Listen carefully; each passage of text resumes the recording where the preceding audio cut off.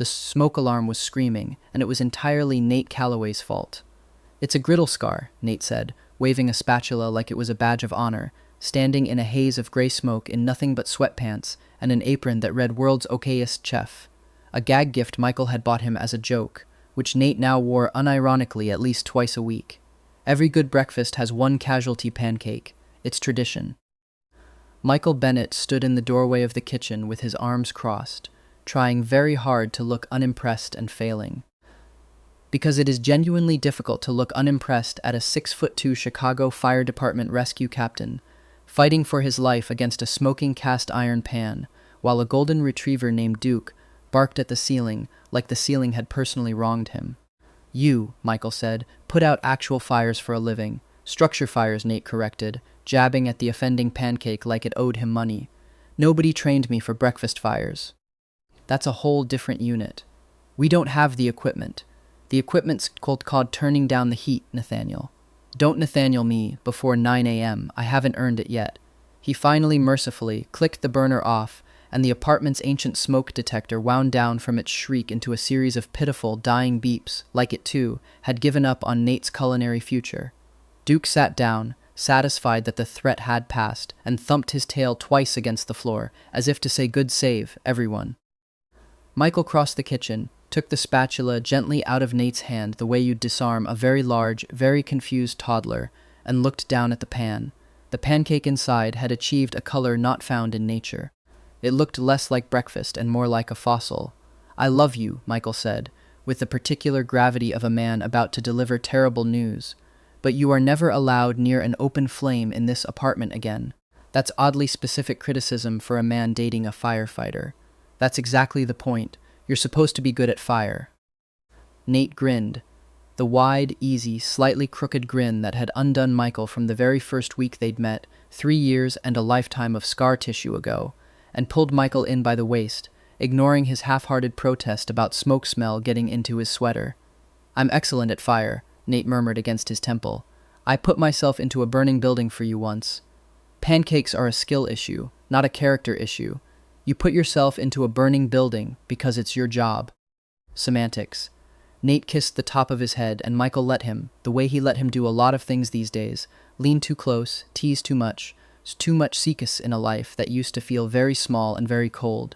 Behind them, the ruined pancake finally gave up its fight for structural integrity and slid, defeated, off the spatula and onto the floor, where Duke inhaled it in one triumphant gulp before anyone could stop him. "Duke," Michael yelped. "He's fine," Nate said. "Dogs have stomachs of iron. Structural steel. I'd trust that dog in a 5-alarm fire before I'd trust some rookies I've worked with." Michael laughed, really laughed, the kind that still sometimes caught him by surprise, because there had been a version of him, not so long ago, who hadn't been sure he'd ever laugh like this again. He looked at Nate's ridiculous smoke-smudged face, at the apartment that still smelled faintly like a campfire, at the ring he wasn't yet wearing but that sat, heavy with promise, in the top drawer of Nate's nightstand where Michael definitely wasn't supposed to know about it. He knew about it. Nate was a terrible secret keeper and an even worse hider of small velvet boxes. It was such an ordinary, ridiculous, wonderful morning. It had taken almost dying to get here. He thought about that sometimes in quiet, unguarded moments like this one. Steam curling off 2 mugs of coffee, Duke snoring under the table, Nate humming off key to whatever was playing on the radio while he scraped the evidence of his crimes into the trash. How strange it was that the worst night of his life and the best morning of his life had ended up somehow tangled into the same story. How the same city block that had once smelled like melting drywall and betrayal now smelled, in this kitchen at least, like burnt sugar and cheap drip coffee, and something that Michael, if pressed, would have to call home. "You've got that face again," Nate said, without turning around. "What face? The thinking about something heavy at 8 in the morning face. You do it a lot when I burn breakfast." "I think the smoke triggers something." He said it lightly, but his eyes, when he glanced over his shoulder, were soft with the particular attentiveness of a man who had learned, patiently over 3 years, exactly which silences of Michael's needed filling and which ones just needed company. "I'm fine," Michael said, and then, because it was true in a way it hadn't been for a very long time, "I was just thinking I'm glad you're a terrible cook." That's the strangest compliment anyone's ever given me. If you could cook, I never would have had a reason to keep coming back to that diner." Nate set down the spatula, crossed the kitchen, and kissed him. Slow, unhurried, tasting faintly of coffee and smoke. The kind of kiss that still, after 3 years, made something in Michael's chest loosen like a held breath finally let go. "Best decision I ever made," Nate murmured against his mouth. "Staying bad at pancakes, 3 years earlier. They say your life flashes before your eyes when you die." For Michael, it wasn't his whole life. It was just the 3 unbearable years that came after a fire, replaying over and over, a film reel stuck on the worst scene, refusing to cut away. In that first life, on a bitter December night, faulty wiring in a cheap space heater sparked in the guest room of a rented unit on the 3rd floor of the Kensington Arms, a converted brick building on Chicago's north side, with charming crown molding and criminally outdated electrical. Michael's boyfriend of 4 years, Ethan Ross, was passed out cold in the bedroom down the hall, 3 scotches deep after a work event, snoring through the beginning of the end of both their lives.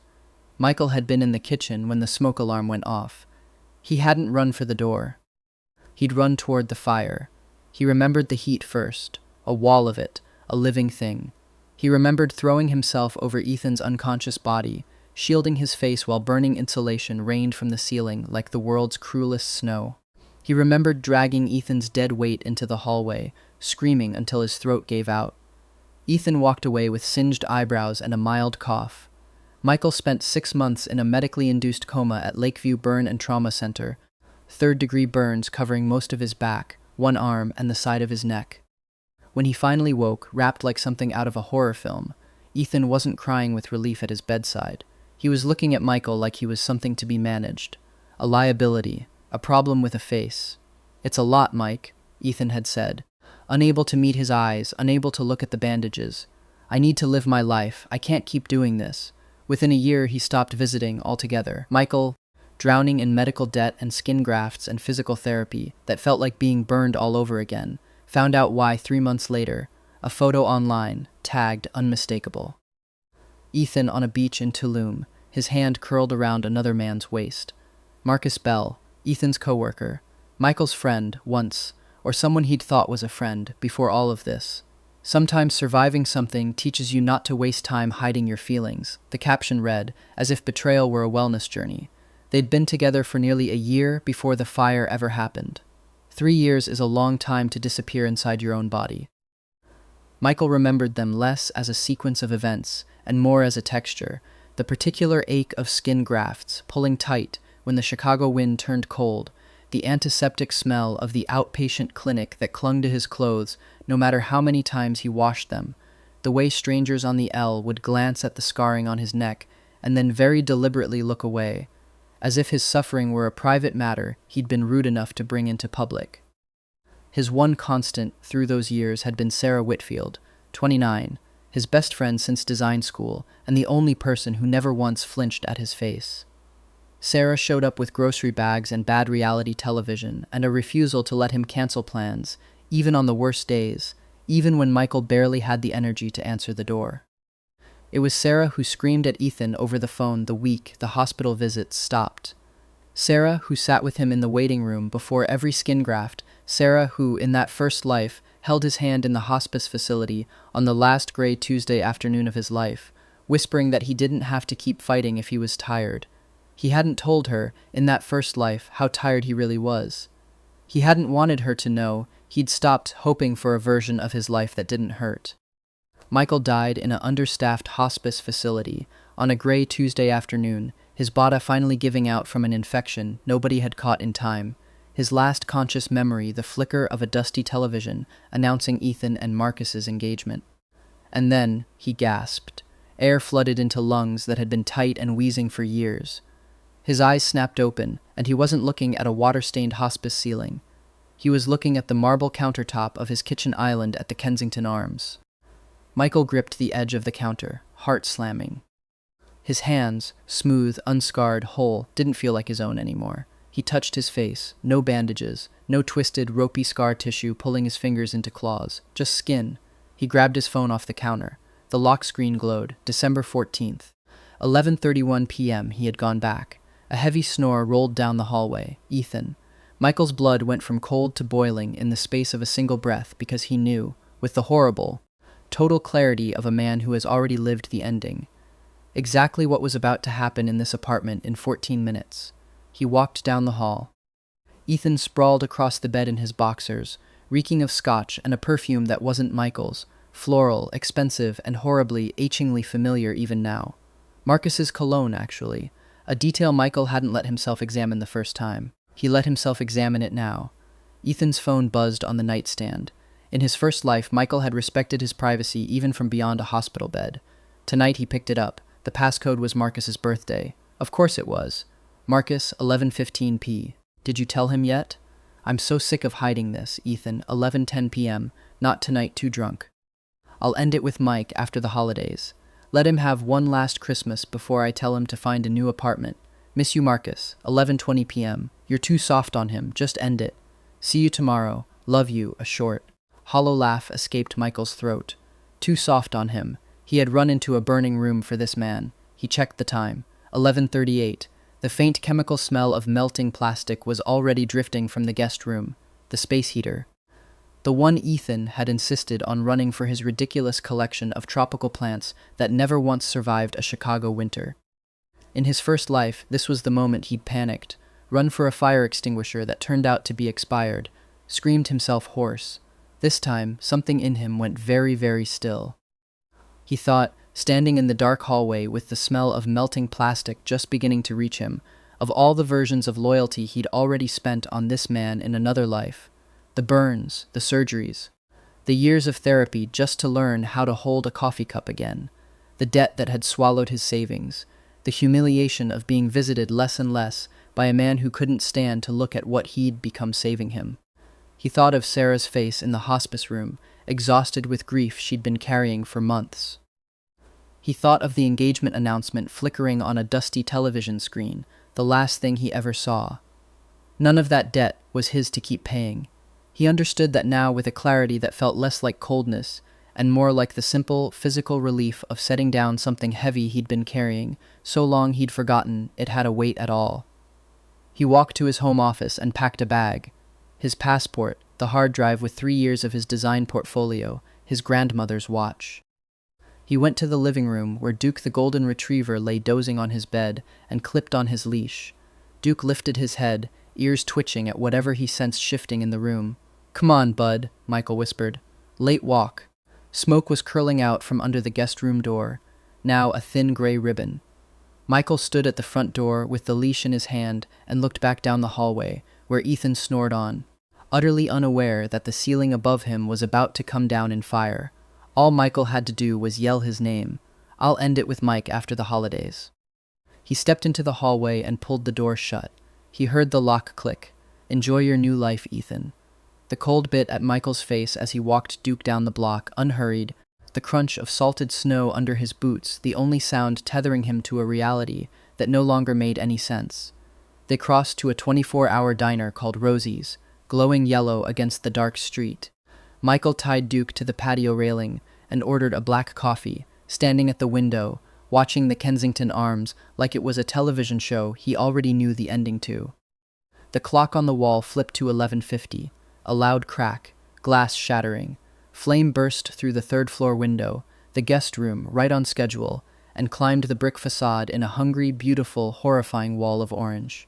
The street erupted into chaos. Someone in the diner shouted for someone to call 911.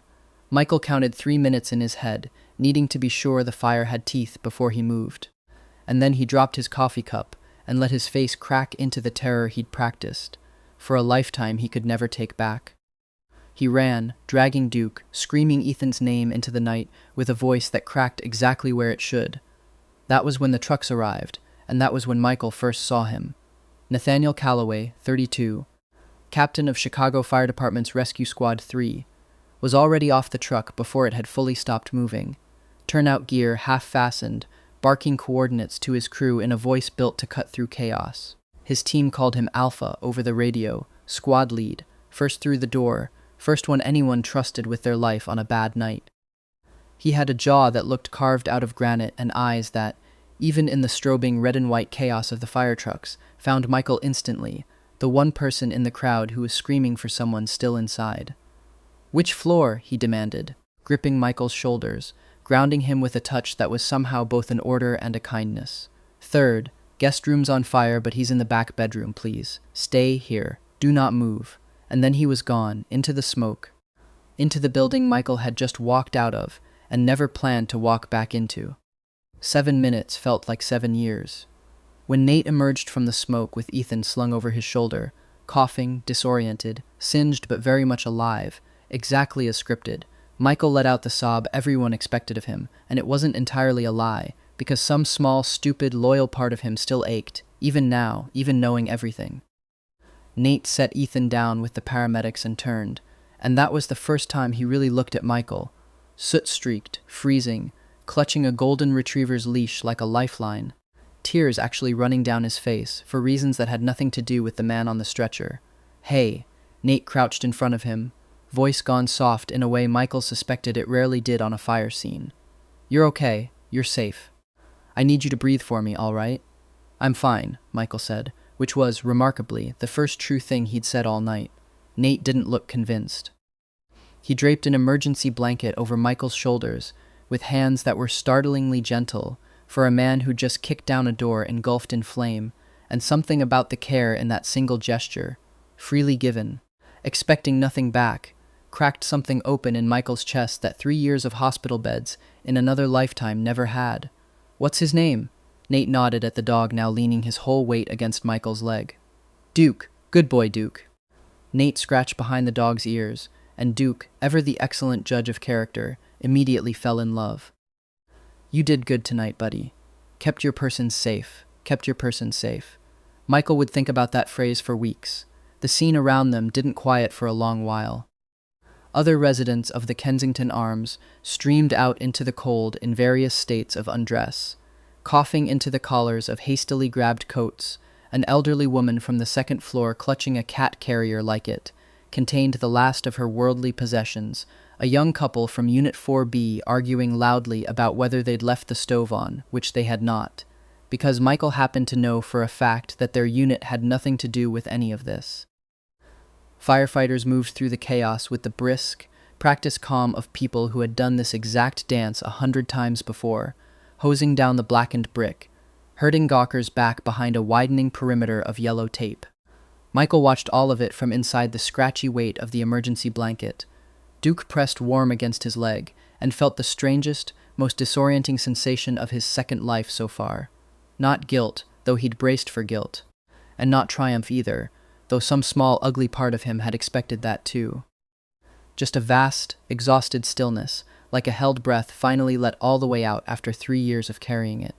Somewhere behind him, a paramedic was fitting Ethan with an oxygen mask, checking his vitals, asking him questions in a calm, professional voice that Ethan answered in confused, coughing fragments.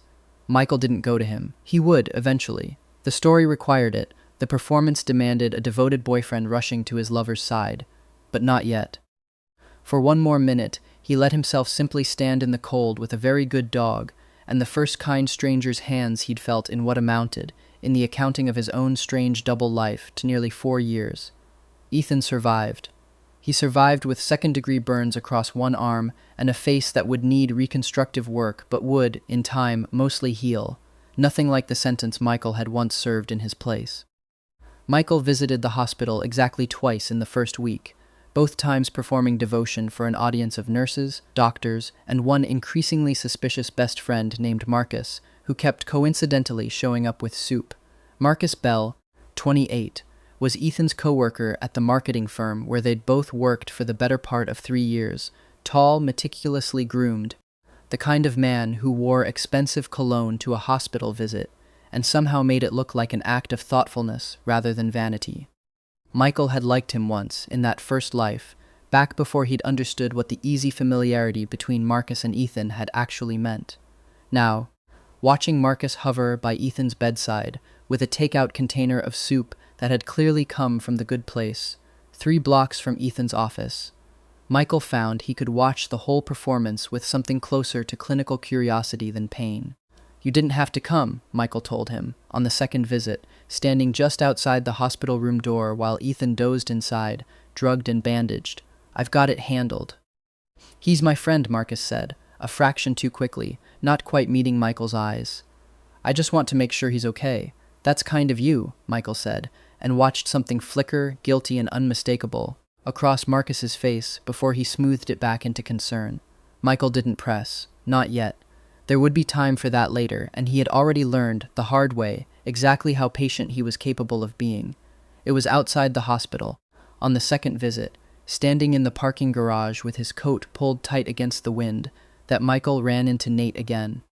Small world, Nate said, holding 2 coffees, looking entirely too pleased about the collision. I do a welfare check on people I pull out of buildings. Occupational hazard. You look like you haven't slept. I haven't. Here.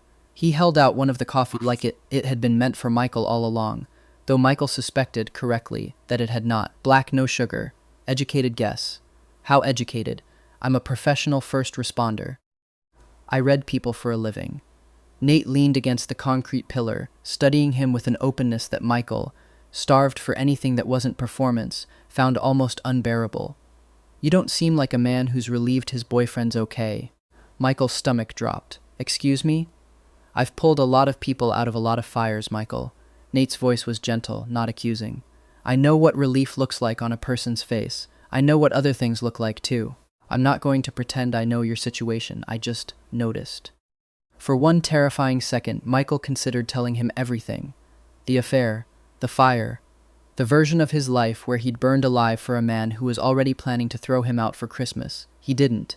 Not yet. Instead, he laughed, thin and startled, and said, You're very forward for a man I've known 20 minutes. Cumulative 20 minutes, Nate said. Across 2 separate disasters. I count that as knowing someone. He smiled, that same crooked, easy smile, and pulled a card from his jacket pocket, a little battered at the corners. Rescue Squad 3. That's my cell on the back. Call me if you ever need a second opinion on anything. Fires. Coffee orders. Boyfriends who don't deserve you. He was gone before Michael could respond, jogging off toward his truck, and Michael stood in the cold garage holding a coffee he hadn't asked for, and a business card he had absolutely no intention of throwing away. He didn't call for 3 weeks. He thought about it for all 21 days. He kept the card in his coat pocket, worn soft at the corners from being taken out and put back 100 times, until finally, on a Tuesday when the loneliness of the sunlit loft felt less like peace and more like a held breath, he sent a single text. Is the offer for a second opinion on boyfriends who don't deserve me still open? Nate's reply came back in under a minute, always open. Pancakes tomorrow, 8 a.m. Rosie's. Don't be late, Bennett. I have a shift at 10. He wasn't late. Neither, as it turned out, was Nate. Not once, not in 3 years, a small and steady fact Michael hadn't realized he'd been keeping count of until much later. Sarah Whitfield, 29, still Michael's best friend in this life exactly as she had been in the one before it, found out about Nate the way she found out about everything, by ambushing Michael with a bottle of wine and an unblinking stare until he confessed. You've been glowing, she accused, pointing a wine glass at him across his new kitchen island, like it was evidence in a trial. You broke up with Ethan a month ago and you look better than you have in years. Either you've discovered juicing, which I refuse to believe, or there's a man. There's a man, Michael admitted. I knew it. She looked entirely too pleased with herself. Tell me everything. Start with the face. The face is very good. Start with something useful, Michael. So he told her the diner, the fire, the coffee, the ridiculous, patient courtship of pancake breakfasts and business cards kept soft in coat pockets, carefully editing out the parts about rebirth and locked doors, and coffee sipped slowly across the street from a burning building, because there were things even Sarah didn't need to carry. A firefighter, she said when he finished, in the tone of a woman recalculating her entire understanding of his taste in men. After Ethan. Michael, that's almost insulting to Ethan. How much better this is. I'm not doing a comparison. I am. I've been doing one since the words Chicago Fire Department left your mouth. She refilled her glass, entirely too smug. When do I get to meet him? Soon, Michael said, and found, to his own surprise, that he meant it. That for the first time in either of his lives, introducing someone to Sarah felt less like a risk and more like a gift he was excited to give.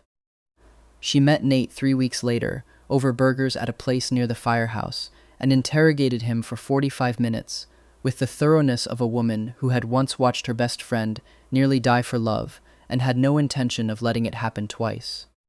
Nate answered every question: favorite color, worst injury, 5-year plan, and if you ever make him cry, what happens to you? With the calm, straight-faced patience of a man being triaged, and won her over completely somewhere around the moment he admitted, unprompted, that he'd already looked up engagement ring sizing charts, purely out of curiosity. Okay, Sarah told Michael later, in the parking lot, arms crossed, trying and failing to hide how thoroughly she'd been charmed. You can keep him. The thing about being reborn with the full memory of your own death is that it makes you very efficient. Michael quietly moved his savings, his design business, and every asset with his name on it out of Ethan's orbit before Ethan was even discharged. He hired a sharp-tongued attorney named Bradley Jenkins to sever his name from the Kensington lease, citing trauma. He found a sunlit loft on the opposite side of the city and paid 6 months up front, in cash, like a man building a moat. Bradley Jenkins, 54, a divorce and personal injury attorney, with a reputation for ruthlessness and an office 2 blocks from the courthouse, had taken one look at the folder Michael brought him in January, the lease, the joint accounts, the beginnings of the affair evidence, and leaned back in his chair with the particular satisfaction of a man who genuinely enjoyed his work. You're not the first person to walk in here after a fire, Jenkins said, but you might be the calmest. Most people crying in that chair are crying about the smoke damage. I'm not most people, Michael said, and Jenkins, studying him for a long moment over the rim of his glasses, seemed to decide that was true. The paperwork took 6 weeks. The private investigator, a quiet, thorough woman named Patricia Delgado who came recommended by Jenkins with the simple assurance that she doesn't miss anything, took 3. By the time Ethan was cleared for outpatient care, Michael's name existed nowhere near his former life except in the one place he couldn't yet erase it from. Ethan's own memory, and even that, Michael suspected, wouldn't last much longer than it took Marcus to finish disappointing him. And somewhere in the gaps between spreadsheets and legal paperwork, he kept ending up at Rescue Squad 3's favorite diner. Rosie's, of all places, at the exact hour Nate's shift let out. This is becoming a pattern, Nate observed one evening in January, sliding into the booth across from him uninvited, still in his station t-shirt, smelling like wood smoke and dryer sheets, an incongruous combination Michael had started finding, against his own better judgment, extremely attractive. Michael's design business, unshackled from the anxious, apologetic smallness he'd shrunk it into during 4 years of managing Ethan's moods, began that winter to grow in ways that startled even him. Freed of rent split with a man who resented every dollar Michael earned, that wasn't somehow funneled toward his own ambitions. Michael took on the coffee roaster account, then a boutique hotel chain, then a small but growing list of clients who found him through word of mouth and stayed because his work was good and his invoices were, for once, actually paid on time by someone who respected his rates. By spring, he'd hired his first part-time assistant. By summer, Sarah had started, only half joking, referring to him as the guy who's annoyingly successful now, which Michael took correctly as one of the highest compliments she knew how to give. I like the pancakes here. You've never once ordered pancakes. I like the concept of the pancakes. Nate grinned like Michael had just handed him a gift. You're a very strange man, Michael Bennett. You memorized my last name. I memorized your dog's name first, if that helps my case. Nate stole a fry off Michael's plate without asking, which should have been annoying and was instead infuriatingly endearing. How's the boyfriend? Michael's jaw tightened at the word, the way it always did now. We broke up 2 weeks ago. Something shifted in Nate's face. Surprise, then something more careful, something that looked a great deal like restraint. I'm sorry to hear that. Are you? No, Nate admitted, and the honesty of it startled a laugh out of Michael, real and unguarded, the kind he hadn't managed since he'd woken up gasping on his kitchen counter with a second chance he hadn't asked for and didn't yet know what to do with. I'm going to be a terrible person about this and say I'm not sorry at all. That's extremely unprofessional of a public servant. I'm off duty, Nate said. Off duty? I'm allowed to think the guy I pulled out of a burning apartment building is criminally good-looking and deserves better than whatever that was. He said it lightly, like a joke he could take back, leaving the door open for Michael to laugh it off if he wanted to. Michael didn't laugh it off. Buy me actual pancakes sometime, he said instead, and find out. Nate's smile, when it came, was the kind that made grown men in burning buildings trust him with their lives. Not everyone was thrilled about the shift in the weather. Ethan showed up at Michael's building in late February, bandages mostly gone, a thin pink scar tracing his jaw where the burn had healed, standing in the lobby with a bouquet of grocery store tulips, like 4 years, and a fire and a folder full of hotel receipts could be smoothed over with cut flowers. "I made a mistake," he said, the moment the elevator doors opened on Michael. It was never serious, Mike. It was a stupid thing that got out of hand, and I know I don't deserve it, but I miss you. I miss us." Michael looked at him for a long moment, really looked, the way he hadn't let himself in his first life, back when love had made him generous with excuses he shouldn't have had to make. "You told him you'd end it with me after Christmas," Michael said, quiet and even. "You said I was too soft on you. You said it like it was a complaint." Ethan's face went pale. "How do you? It doesn't matter how." Michael didn't reach for the flowers. "What matters is that I already gave everything I had to give you once. I don't have anything left over. I'm not interested in a discount version of the man I already grieved." He was almost to the elevator when Ethan's voice cracked out behind him, sharper now, wounded pride finding its footing. "Is this about the firefighter?" Alvarez mentioned. He caught himself, but not soon enough. "How do you even know Alvarez?" Michael said, momentarily thrown. "Small city," Ethan muttered, which was not in fact an answer, and told Michael everything he needed to know about how thoroughly Ethan had been keeping tabs on a life he no longer had any claim to. "His name is Nate," Michael said, without turning around. "And no, this was never about him. This was always going to end the same way, whether or not I ever met anyone else. You just don't get to be the reason it took this long." He told Nate about it that same night, half expecting some flare of jealousy, some possessive edge he'd have to manage, the way he'd once had to manage Ethan's moods like weather patterns. Instead, Nate just listened, jaw tight, hands very still around his mug of tea, and when Michael finished, he said only, "Did you want me to be upset about the flowers?" "I don't know. Some people would be." "I trust you," Nate said simply, like it was the easiest fact in the world, like trust wasn't something Michael had once nearly burned to death, trying to earn from someone who never deserved it. "You didn't ask him to show up. You didn't take the flowers. I'm not going to waste time being threatened by a man you already walked out on twice, once literally through a locked door. A ghost of a smile. Though for the record, if he shows up again, you're allowed to tell him Rescue Squad 3 does welfare checks on ex-boyfriends too. Free of charge. Very thorough."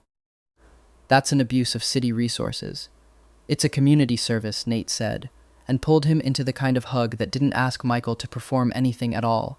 No gratitude, no reassurance, nothing but the simple, undemanding warmth of being held by someone who had already decided, quietly and without ceremony, that Michael was worth staying for. Spring in Chicago came slow and stubborn, the way it always did, but something in Michael thawed faster than the lake ice that year.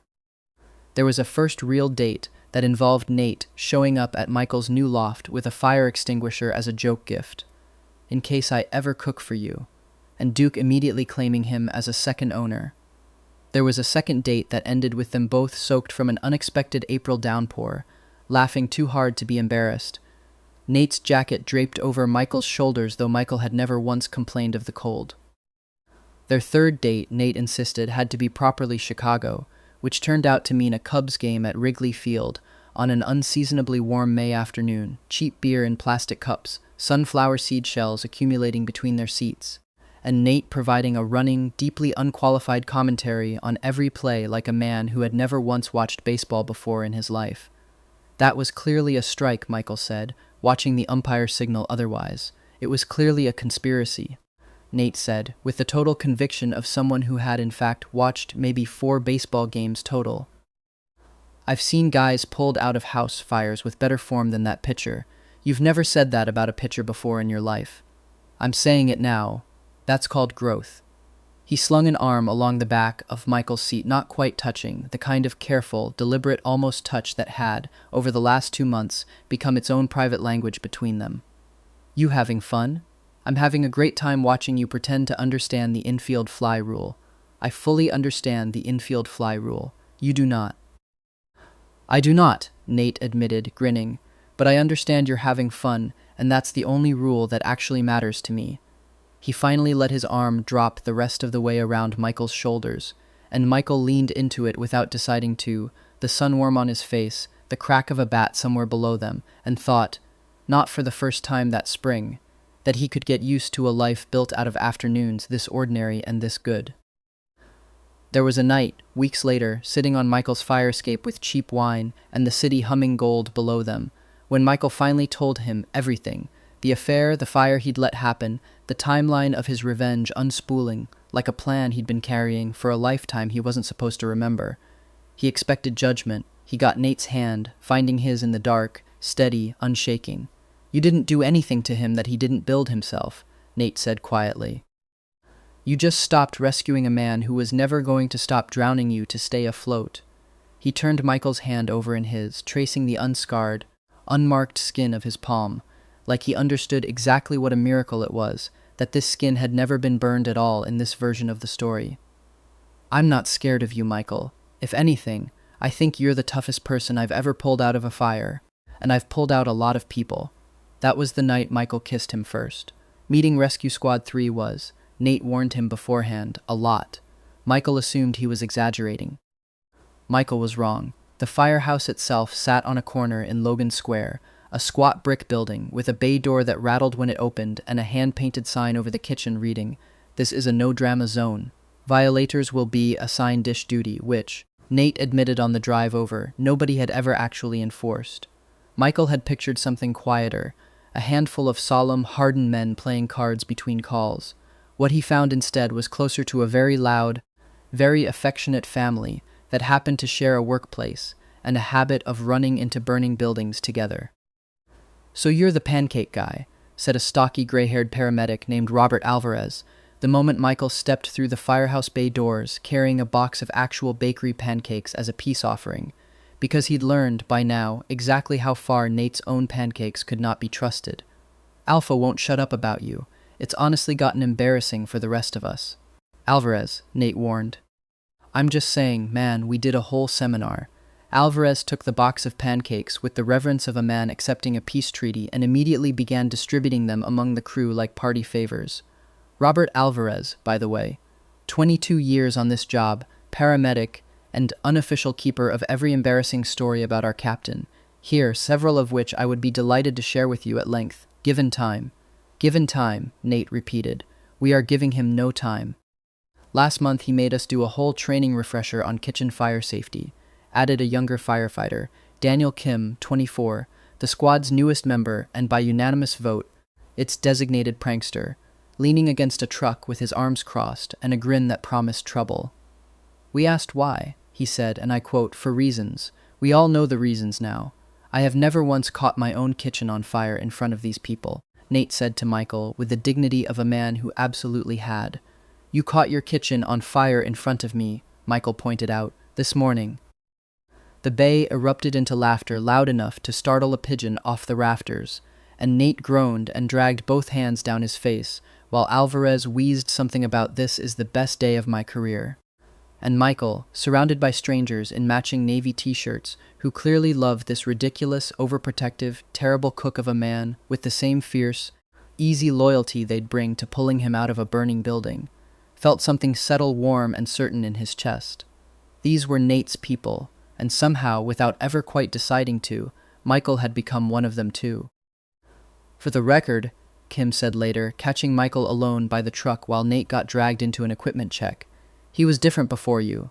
Good at the job, don't get me wrong. Best captain I've worked under. But quieter. Kept to himself off shift." He shrugged, popping a stick of gum, entirely too pleased with his own gossip. "You fixed something in him. Just thought you should know that." Michael didn't have a response for that. He just watched Nate across the bay, laughing at something Alvarez said, easy and unguarded in a way that Michael, who knew a great deal, now, about the particular weight of carrying things alone, recognized as a gift he hadn't known he'd been giving. It happened on a Thursday in late April, the kind of gray, forgettable afternoon that gave no warning at all of what it was about to hold. Michael was at his desk, 3 hours deep into a logo redesign for a coffee roaster in Wicker Park, when his phone buzzed with a text from Alvarez, a name that had never once texted him directly before, which was, Michael understood instantly and with total, Bone-deep dread, precisely the problem. Nate's okay. Partial collapse on a call, he's got a broken wrist and some bruising, nothing worse. He's asking for you at Lakeview. Don't panic, he's genuinely fine, just annoying about it. Michael did not, technically, obey the instruction not to panic. He was in the car before he'd finished reading the message twice, running 2 yellow lights that had turned distinctly red by the time his bumper cleared the intersection, hands shaking on the wheel in a way that had nothing to do with the weather. He found Nate in a curtained bay in the Lakeview Emergency Department, one wrist already in a temporary splint, a bruise blooming purple along his jaw, grinning at Michael like a man who had not, in fact, just had part of a ceiling come down on him during a structure fire 20 minutes earlier. Before you say anything, Nate started, I want it on record that I saved a family of 3 and a very ungrateful cat, and this, he gestured at the splint, was worth every bit of it. Michael didn't say anything. He crossed the small, curtained room in 3 steps and kissed him, hard, careless of the IV line and the bruise and the general chaos of the ear around them, and only pulled back when he realized his hands were shaking too badly to keep holding Nate's face the way he wanted to. Hey, Nate's uninjured hand came up, steadying, thumb brushing along Michael's jaw the way it always did when Michael needed grounding rather than the reverse. Hey, I'm okay, look at me, I'm okay, you could have died, Michael said, and hated how thin his voice came out, hated how quickly the old grief surged up underneath the new fear, 3 years of hospital rooms in another life crashing into this one. You could have, Nate, I can't. I know. No deflection, no jokes this time, just quiet. Total attention. I know what this looks like from where you're standing. I know exactly what it looks like. He pulled Michael down until their foreheads touched, careful of the splint, careful of everything. I'm not going anywhere. I promise you that as many times as you need to hear it. This is the job. It comes with risk. But it also comes with me being extremely good at it and extremely motivated to come home in one piece, because I have someone worth coming home to now. I didn't always have that. I do now. Michael stayed the whole night in the plastic chair beside Nate's hospital bed, refusing every suggestion that he go home and sleep, and somewhere around 3 in the morning, watching Nate finally drift off with his splinted wrist propped carefully on a pillow, Michael understood something he hadn't quite let himself understand before, that loving someone who ran toward danger for a living was its own particular kind of bravery, one he was going to have to learn all over again, the same patient, unglamorous way he'd learned everything else about starting over. He was there when Nate woke up. He would be there every time after that, too. By the time Ethan was discharged in early March, the affair Marcus had once hidden so carefully had become impossible to hide at all. The private investigator Michael hired while Ethan lay in his own hospital bed had done thorough patient work, and the resulting folder of texts, photos, and hotel receipts sat, for weeks, in the bottom drawer of Michael's desk like a loaded weapon he was waiting for the right moment to use. He was officially discharged on a bleak, gray afternoon in early March, confined for the first month to a wheelchair, while the last of the skin grafts on his arm finished healing, his face still marked by a scar that would fade but never fully disappear. Michael did not bring him back to a luxury apartment. Using what remained of Ethan's own savings that had, in another life, once been Michael's problem to help stretch thin, Michael arranged a cramped, poorly heated walk-up on the city's south side, the kind of building where the radiators clanked all night, and the hallway smelled permanently of someone else's cooking. He told himself, wheeling Ethan through the narrow doorway, that this was simply justice finding its natural level. He didn't examine too closely why some small, tired part of him still flinched at the sight of Ethan's face in the unforgiving hallway light. That moment came on a bleak afternoon when Michael, playing the devastated ex-boyfriend to perfection, cornered Marcus in the hospital cafeteria and delivered a monologue about needing help caring for Ethan that was, Michael privately thought, some of his finest acting work to date. Marcus, cornered and horrified at the prospect of actual caregiving, arrived exactly on schedule 3 days later at the cramped third-floor walk-up Michael had arranged with what remained of Ethan's savings, wearing his signature cologne and visible dread in equal measure. The moment Marcus saw Ethan under harsh fluorescent light, stripped of the sterile hospital haze, his composure cracked entirely. I can't do this, he said, backing toward the door. Look at you. I have a career, Ethan. I can't be tied to this. You said you loved me. Ethan rasped, his voice still raw from smoke damage, reaching for him with a bandaged hand that Marcus flinched away from like it might catch him on fire too. "We're done," Marcus said, and the door shut behind him before Ethan's stunned silence could turn into anything else. That was Michael's cue.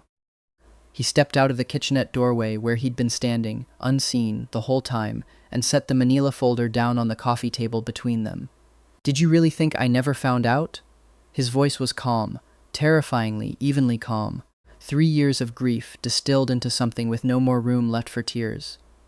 "Did you think I ran into that fire for a man who was already planning to leave me the second the smoke cleared?" Ethan's eyes, above the bandages, went wide with a kind of horror that had nothing to do with burns. "The night of the fire," Michael said. "I read your texts before the smoke alarm even went off. I knew exactly what you were planning to do to me after Christmas. I want you to sit with that. I want you to understand that everything that happened to you that night, you built with your own hands, long before the wiring in that heater ever sparked." He didn't wait for a response. He picked up Duke's leash from where it hung by the door, and he walked out into the cold spring afternoon and did not look back. Not out of cruelty, but because, for the first time in either of his lives, there was somewhere warmer waiting for him. He sat in his car for a long time before he started the engine, hands resting on the wheel, waiting to feel something, triumph maybe, or the cold satisfaction he'd imagined for 3 years while dying by inches in a hospice bed. What came instead was quieter than that, relief mostly. And underneath it, something almost like grief, not for Ethan, but for the version of himself who had once loved so completely and so foolishly that he'd walked into fire without a second thought. That version of him deserved better than he'd gotten. This version of him, finally, intended to give it to himself. Nate was leaning against his truck outside, exactly where he'd said he'd be, arms crossed, the picture of a man trying very hard to look casual about the fact that he'd spent the last hour worrying. "How'd it go?" he asked. "Like closing a door," Michael said. "Finally." Nate opened the passenger door for him, the way he always did, an old-fashioned habit that Michael had stopped teasing him about months ago because he'd realized, somewhere along the way, that he liked it too much to make Nate stop. "For the record," Nate said.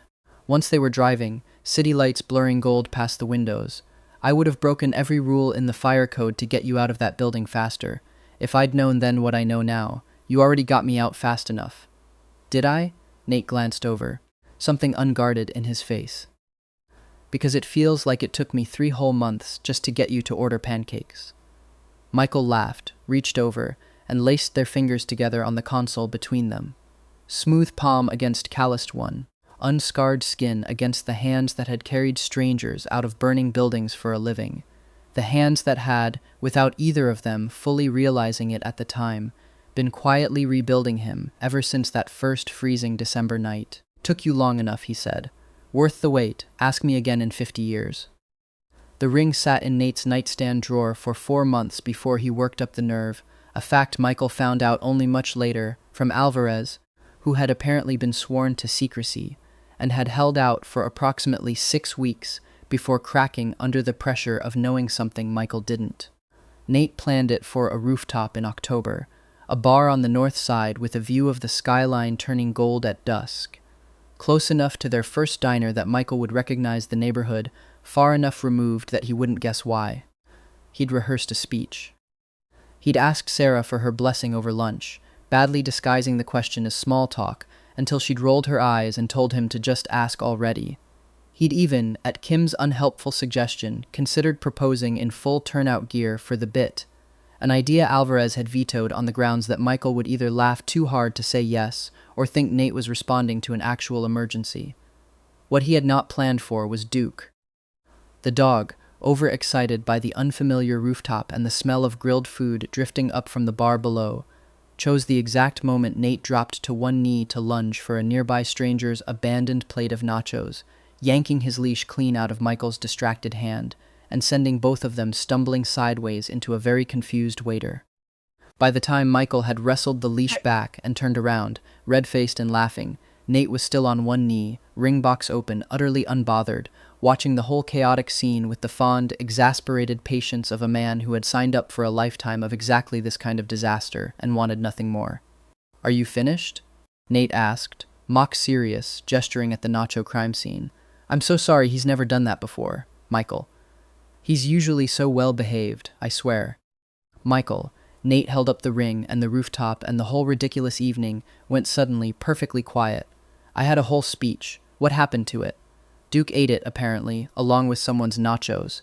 A short, unsteady laugh, and then his voice dropped into something quieter, something Michael had only heard a handful of times in 3 years. The voice Nate used when there was no audience left to perform for. Just the two of them, and a golden retriever wearing a ridiculous bow tie he'd insisted on for the occasion. So I'm just going to say it plain. I pulled you out of a fire 3 years ago, and I have spent every single day since trying to convince you to let me stay. You are the toughest, kindest, funniest person I have ever known, and I would run into every burning building in this city all over again if it meant getting to end up back here, on this stupid roof, with your idiot dog stealing someone's dinner, asking you to marry me. So, Michael Bennett, will you? Michael was crying before he managed to answer, which felt, all things considered, entirely fair. Yes, he said, and then, because Nate looked like he needed to hear it twice, yes, obviously yes, ask a firefighter a stupid question. Nate was laughing and crying at once as he slid the ring onto Michael's finger, and 2 floors below. Exactly as Michael would later discover, half of Rescue Squad 3 was crowded around a table with a cake they swore up and down they hadn't ordered in advance, watching the whole proposal unfold through the restaurant's front window, and cheering loudly enough that other patrons assumed, reasonably, that the Cubs had won something. 1 year after the wedding. The wedding itself, 6 months after that rooftop, was small, loud, and full of firefighters making inappropriate jokes about Nate finally getting rescued for once, jokes Nate accepted with the good humor of a man too happy to argue. Sarah gave a toast that made Michael cry for the 2nd time that year and threatened, in front of the entire reception, to personally set fire to anyone who ever hurt him again. A joke that landed considerably harder with a room half full of professional firefighters than she'd probably intended. A year into marriage, the smoke alarm at their new place, a real house this time, with an actual backyard for Duke and a kitchen Michael had specifically chosen for its excellent ventilation, went off at 8:14 on a Saturday morning, right on schedule. It's a griddle scar, Nate announced, waving the spatula. Apron dusted in flour, 1 pancake already sacrificed to the smoke detector gods on the floor, where Duke, older now, grayer around the muzzle, no less enthusiastic about fallen breakfast, inhaled it without hesitation. You, Michael said, leaning in the doorway in the ridiculous fuzzy socks Nate had bought him as a joke that had become a genuine beloved habit, ere a decorated Chicago Fire Department captain who cannot be trusted within 10 feet of a stovetop. I saved a family of 4 from a 3-alarm fire on Tuesday, and burned a family of 1 pancake this morning. Priorities. Every hero has a weakness. Nate crossed the kitchen and pulled him in anyway, smelling like burnt sugar and the particular, familiar warmth Michael had spent an entire second lifetime learning to trust. You love me anyway. Unfortunately, Michael said, smiling against his mouth. Completely and unfortunately, yes. They'd added a 2nd dog to the household that spring. A scrappy, 1-eared rescue named Ash, found half-starved outside a burned-out garage on one of Nate's calls, because of course that was how they'd ended up with him, and of course Nate had come home that night with a shivering ball of fur tucked inside his turnout jacket, absolutely refusing to hear any argument about it. Duke, thoroughly unbothered by the new arrival, had adopted Ash within a week, with the easy, generous authority of an older brother who had never once doubted there was enough love in this house to go around. You said 1 dog, Michael reminded him, watching Ash and Duke chase each other in dizzy circles around the backyard while Nate flipped what remained of the pancakes. I said 1 dog at a time, Nate said, with the total, shameless confidence of a man rewriting history in real time. You're misremembering. I'm not misremembering, Nathaniel. I have the text message. Inadmissible. You screenshot things out of context. He slid a plate across the counter. This one, miraculously, not burned, and pressed a kiss to the side of Michael's head on his way past. Besides, would you trade him back? Michael looked out the window at Ash, tumbling gleefully over Duke's back in the October sun, and knew without needing to answer out loud that the question had never really needed asking. Outside, the Chicago morning was bright and cold and utterly ordinary, and Michael Bennett, No longer a ghost of a life he'd once nearly lost, no longer a man performing devotion for anyone, stood in a kitchen that smelled like smoke and cinnamon and thought, not for the first time, that some fires were worth walking toward after all. Just never, ever, the ones Nate lit on purpose. By the time they finally sat down to eat, cereal, in the end, a quiet mutual surrender neither of them commented on, Duke had positioned himself squarely between their chairs, chin resting on Michael's knee, one eye open and hopeful in case any further pancake casualties should occur. Nate reached over and stole the last of Michael's coffee without asking, same as he always had, same as he probably always would, and Michael let him, same as he always had too. Alvarez wants to know if we're doing Thanksgiving at ours again this year, Nate said, scrolling through his phone. He's already asking about the pie situation. Tell him I'm making the pie. Tell him you are not allowed near the oven. That's slander. I'm an excellent oven operator. You once set a pie crust on fire, one time. One time, Michael and I have been serving this family faithfully for. It's not a fire department, Nate. It's Thanksgiving. Semantics, Nate said again, exactly the way he had that very first smoky morning. And Michael laughed so hard he nearly choked on his cereal. And outside the window, the Chicago sky went on being ordinary and blue and entirely unremarkable, which was, Michael had come to learn, the very best kind of sky there was. The kind that promised nothing more dramatic than another day, and then another, and then a whole unremarkable lifetime of them, stacked up gently, one on top of the other, for as long as either of them got to keep it. Later that afternoon, while Nate napped on the couch with Ash curled against his good arm, and Duke sprawled across his feet, Michael stood at the kitchen window with a fresh cup of coffee, properly made this time, no casualties, and let himself do the thing he rarely allowed anymore, which was look backward. He thought about the man he'd been in that first life, burned and abandoned and dying by inches in a facility that smelled like bleach and defeat, believing, right up until the very end, that love was something you earned through sacrifice large enough to erase yourself. He thought about the version of Ethan who still existed somewhere across the city, living whatever smaller, harder life his own choices had built for him, and found to his own quiet surprise that he didn't feel triumphant about it anymore. He just felt free of it. The story had closed. This one, the one humming warm and ordinary around him now. Coffee, dogs, a husband who couldn't be trusted near an oven, and had somehow become the safest thing in Michael's entire life. This was the one that mattered. He didn't know, most days, why the universe had given him a second chance, instead of simply letting him go the way he'd gone in that hospice bed. He'd stopped needing an answer to that question, sometime around the first time Nate scratched behind Duke's ears and called him a good boy for keeping his person safe. Some mysteries, Michael had decided, weren't meant to be solved. They were only meant to be lived gratefully, one unremarkable Saturday morning at a time. He carried his coffee back to the couch, nudged Duke's tail out of the way, and settled in beside the man he'd once watched carry a stranger out of a burning building, and had somehow, impossibly, ended up carrying him too.